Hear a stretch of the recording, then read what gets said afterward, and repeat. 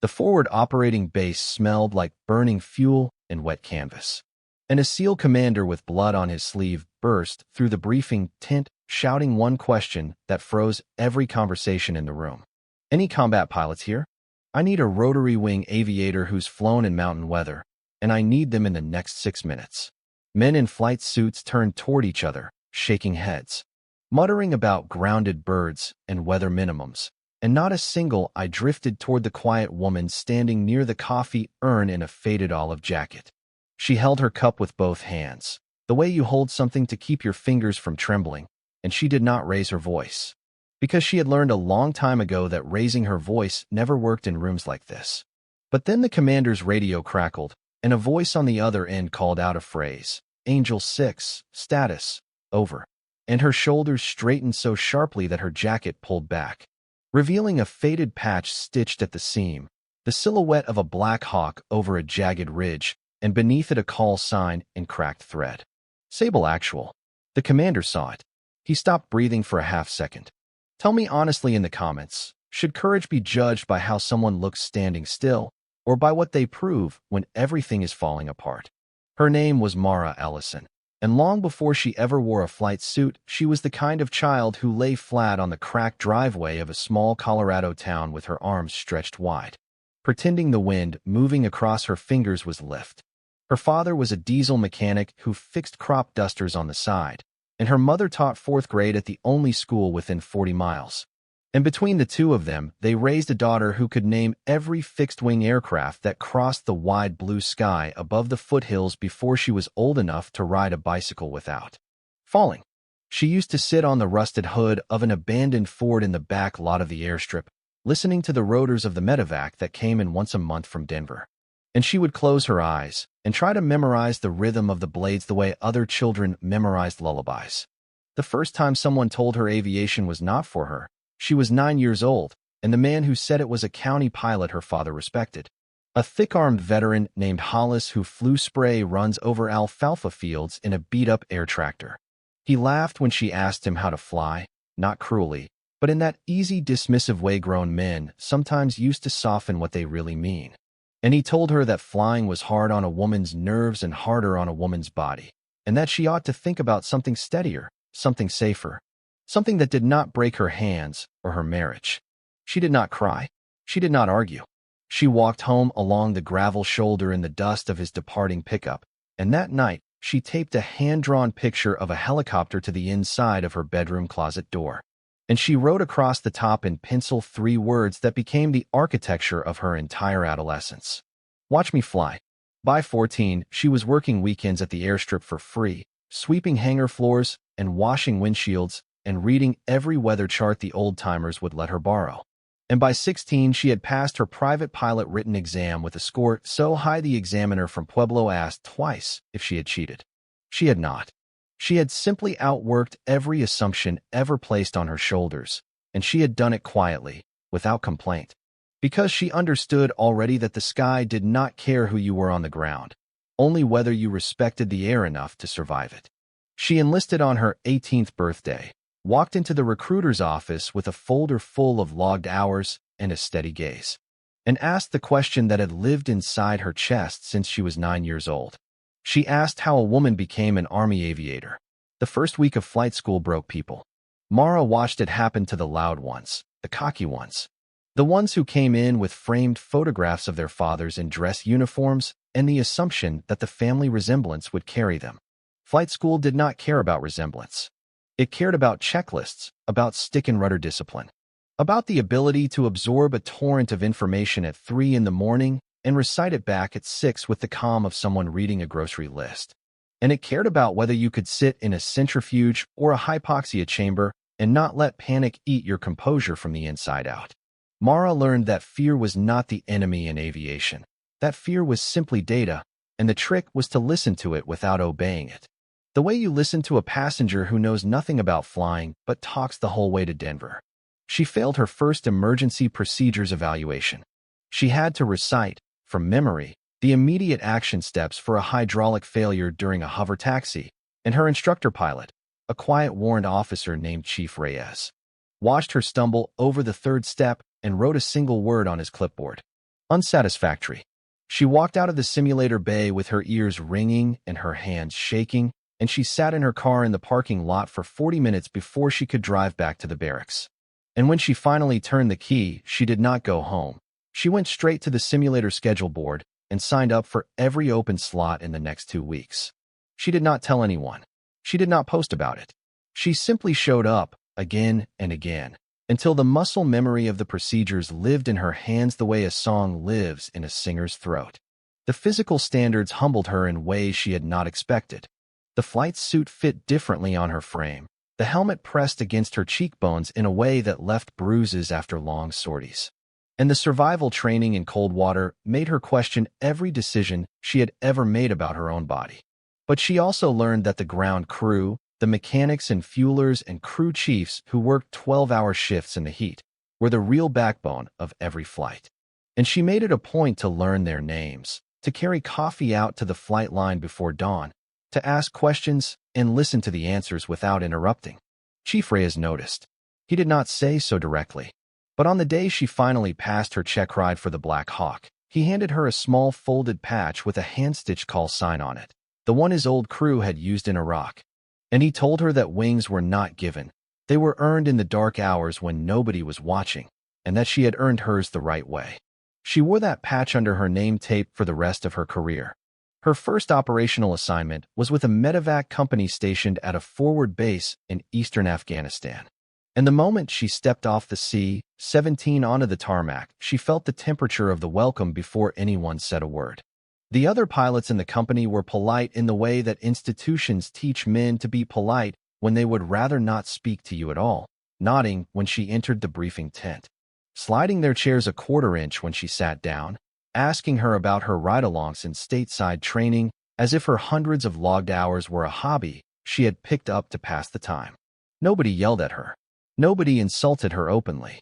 The hostility was quieter than that, and quieter is harder to fight, because you cannot file a complaint about a chair being slid a quarter-inch. She flew her first 3 missions in the right seat as a co-pilot, and on each of them her aircraft commander made small decisions that excluded her from the operational rhythm. Taking radio calls she should have taken, pre-flighting sections she had already inspected, asking the crew chief questions about her own performance instead of asking her directly. She did not complain. She wrote notes in her green book every night after the debriefs, page after page of small observations about weight and balance and approach angles and dust landings. And she studied the terrain charts of the valley until she could close her eyes and trace the contour lines of every ridge between the base and the nearest casualty collection point. The crew chiefs noticed her studying. They started leaving small things on her seat before flights: a fresh roll of electrical tape, a clean kneeboard, a folded weather printout, the small offerings of men who had decided, without ceremony, that she was one of them. Her first solo as aircraft commander came on a night with a quarter moon and unforecast crosswinds, and she landed at a remote outpost so tightly between 2 HESCOs that the rotor tips cleared the wire by less than a meter. The infantry lieutenant who loaded the wounded onto her bird never knew her name. He just shouted a thank you over the rotor wash and slapped the side of the airframe twice, the way ground troops do when they want a pilot to know they trusted the landing. On the way home, her co-pilot, a captain named Whitfield who had been one of the chair sliders, finally spoke to her like a peer. He said only one sentence over the intercom, in the dry tone of a man revising a long-held opinion. He said, "That was a good landing, Ellison." She answered the way she had been taught. She said, "Thank you, sir," and she did not let her voice show anything else, because she had learned that the worst thing you could do in a cockpit full of men who had underestimated you was to look like you needed their approval. The patch under her name tape grew softer at the edges from the friction of her harness. Her call sign, Sable, began to travel across the radio nets without explanation, the way real call signs do, the way reputations are built without a single word of self-promotion. Years later, after 2 deployments and a hard separation from the Army following an ejection-style hard landing that left a thin pale scar along the inside of her left forearm, Mara Ellison was working as a civilian instructor at a small flight school in Arizona, teaching 20-year-olds how to auto-rotate a Robinson and trying to remember whether she had ever been 20 herself. She had not flown a military aircraft in almost 4 years. She had told herself, during the long quiet of recovery, that the chapter was closed, that she had given what she had to give, that the sky belonged to younger hands now. And then, on a contract trip to a coalition forward operating base in a country whose name was still classified at the time, brought there to consult on cold weather rotor maintenance for a partner nation training program, she walked into a briefing tent at the wrong moment. And the chapter opened again, whether she wanted it to or not. The crisis had been building for 6 hours before she heard about it. A SEAL reconnaissance team had been inserted 2 nights earlier into a high mountain valley near the border, and the weather, which the meteorologists had promised would hold, had turned without warning into a thick, low ceiling of freezing fog laced with rotor-eating ice crystals. The team's primary extraction bird had developed a hydraulic leak on the run-in and turned back. The secondary aircraft, a coalition airframe from a partner nation, had sustained a tail rotor strike on a previous sortie and was on jacks in the maintenance hangar. The team on the ground had a wounded operator with a pelvic fracture and internal bleeding, and the closest available medevac was 40 minutes too far and grounded by the same weather. The chain of command was scrambling. Phones were ringing. A regional task force commander was on a satellite line trying to authorize the launch of an aircraft that did not exist. The SEAL commander who burst into the briefing tent was not the team leader on the ground. He was their liaison, a square-shouldered lieutenant commander named Briggs who had not slept in 30 hours. And he had come looking for any qualified rotary wing aviator with mountain experience who might be willing to fly a third airframe, an older Black Hawk variant that the partner nation kept on standby for VIP transport. An aircraft Mara had flown in her previous career and still had a current type rating on through her civilian instructor work. The men in the tent shook their heads. The weather was outside their qualifications. The aircraft was not theirs. The mission was not theirs. And then Briggs's radio crackled with the call sign of his ground team, Angel 6, and Mara Ellison set down her coffee cup with hands that were not entirely steady, and she said, in a voice that surprised even her, "I can fly that airframe. I've flown it in worse. I need a crew chief who knows the bird, a fuel plan, and 10 minutes." She did not run to the flight line. Running was for people who had not yet learned that aviation rewards rhythm over speed. She walked, briskly, with Briggs beside her giving the operational picture in clean-clipped sentences, and as she walked she ran the numbers in her head the way she had been trained. Fuel burn against headwind component, density altitude against gross weight, ceiling against the highest ridge between the base and the pickup zone. She asked the partner nation maintenance chief 3 questions about the airframe, listened to the answers without interrupting, and asked one follow-up about the auxiliary power unit that made the chief raise his eyebrows in approval. She found her crew chief, a young sergeant named Park who had flown with her on a training detachment 2 years earlier, and she briefed him in under 90 seconds, and Park, who knew her, said only, "Yes, ma'am, Sable," and went to work. The pre-flight was unhurried because unhurried pre-flights save lives. She walked the rotor disc with her gloved hand trailing along the leading edge of each blade. She checked the pitch links and the swash plate. She climbed up to inspect the hub and came down without saying a word. She settled into the right seat, adjusted the pedals, ran the checklist with Park calling the items, and she felt, for the first time in 4 years, the particular weight of an armored seat against her spine, the smell of hydraulic fluid and clean nylon, the small click of the cyclic finding its detent. The engine spooled. The rotor wound up to operating RPM. She lifted into a hover with a control input so small that Park, watching from the back, would later say it looked like the aircraft had decided on its own to leave the ground. The flight up the valley was the most disciplined hour of her life. She flew low and slow, hugging the river course where the visibility opened up in narrow ribbons between the fog banks, calling her position every 90 seconds on the tactical net, deconflicting with a coalition AWACS overhead, accepting course corrections from a controller whose accent she had never heard before and trusting the corrections anyway, because that was what the system was built for. She did not push the weather. She did not try to climb above it. When a ridge ahead disappeared into a wall of gray, she turned the aircraft sideways into a 90 alternate route Briggs had drawn on her map. And she lost 3 minutes she could not afford, and she did not flinch.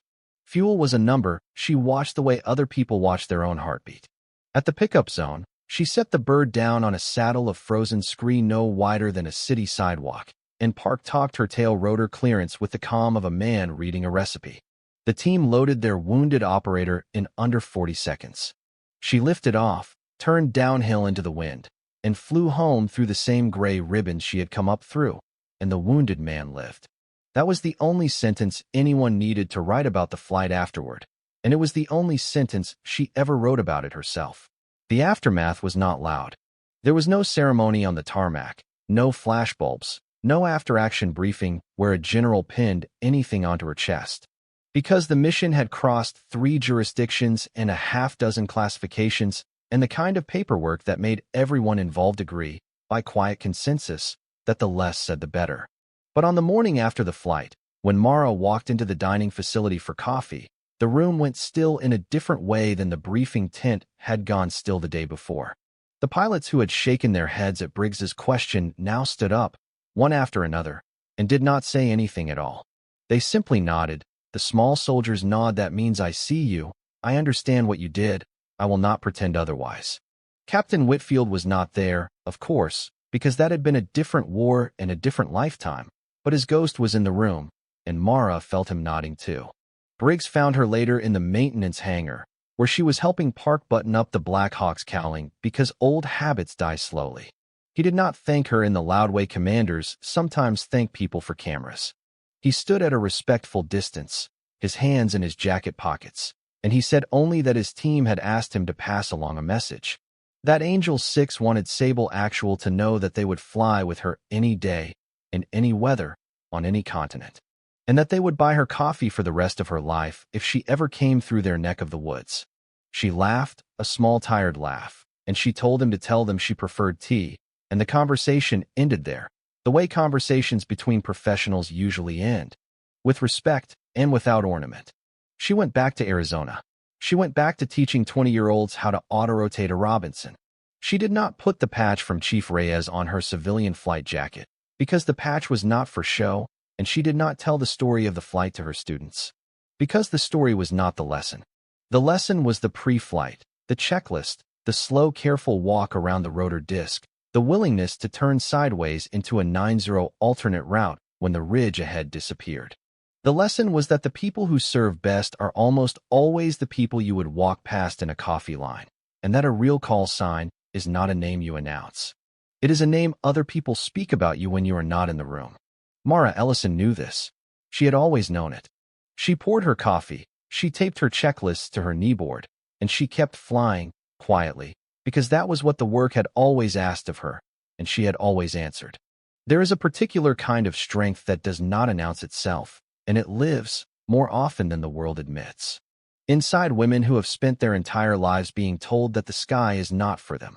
Mara Ellison's story is not a story about defeating men or proving anyone wrong, or even about a single night of weather and wounded operators in a mountain valley whose name will probably never appear in a public record. Her story is about the slow accumulation of discipline over decades, about the willingness to study the terrain when nobody is watching, about the courage to sign up for one more simulator slot after a failed evaluation, about the dignity of carrying coffee out to a flight line before dawn because the crew chiefs are the reason any aircraft ever leaves the ground.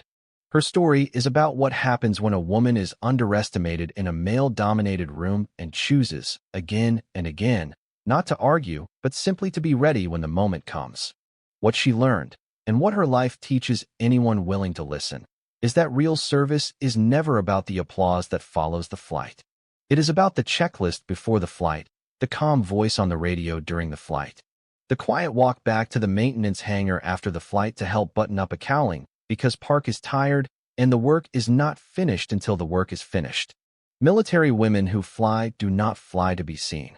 They fly because the people on the ground need them, because the wounded operator in the saddle of frozen scree needs a hand on the cyclic that does not shake, because the system only works if every link in the chain holds. Mara held her link. She held it quietly, for years, with a faded patch under her name tape and a call sign she never spoke out loud. May her quiet strength remind us that courage is rarely loud, and that the sky, in the end, belongs to whoever respects it enough to fly it well.